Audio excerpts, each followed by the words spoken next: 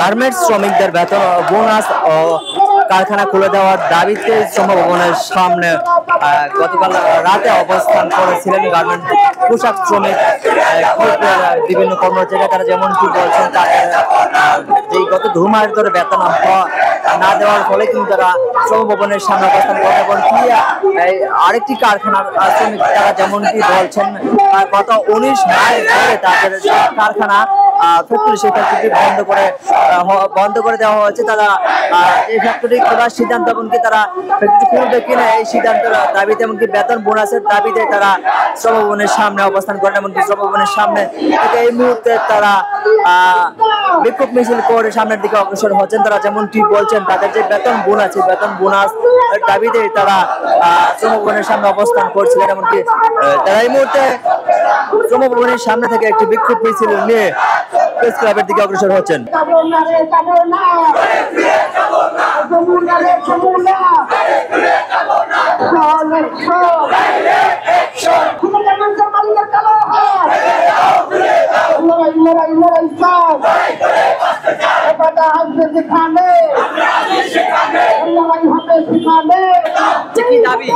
আমাদের 2 মাসের বেতন আর ঈদ বোনাস আর আমাদের ছুটির টাকা দেওয়ার ছিল, কিন্তু দেয় না। মালিক পলাতক। আমরা 1 সপ্তাহ ধরে বিভিন্ন জায়গায় ঘোরাফেরা করছি, আমাদের কোনো গুরুত্ব হয় না। সেনাবাহিনী, কলকারখানা, বিজেএমই এবং মালিকের বাসা ছিলাম 2 দিন। আর কালকে থেকে আমরা আমাদের দাবি 5-6 মাসের বেতন, তারপরে ঈদ বোনাস, তারপরে প্রভিডেন্ট ফান্ডের টাকা বাকি আছে, তারপরে 18 মাস ধরে ফ্যাক্টরি বন্ধ করছে, বিনা নোটিশে 18 মাস ধরে ফ্যাক্টরি বন্ধ করছে। আমাদের টাকা পয়সা দিতেছে না।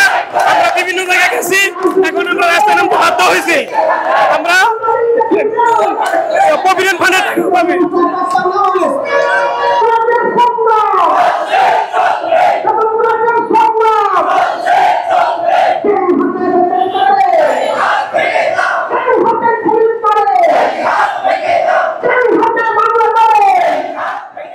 রেমিটেন্স যোদ্ধাদের ঢাকায় বিশেষ ছাড়ে রেডি ফ্ল্যাট দিচ্ছে শতভাগ বিশ্বস্ত ও নির্ভরযোগ্য প্রতিষ্ঠান প্রবাসীর সিটি।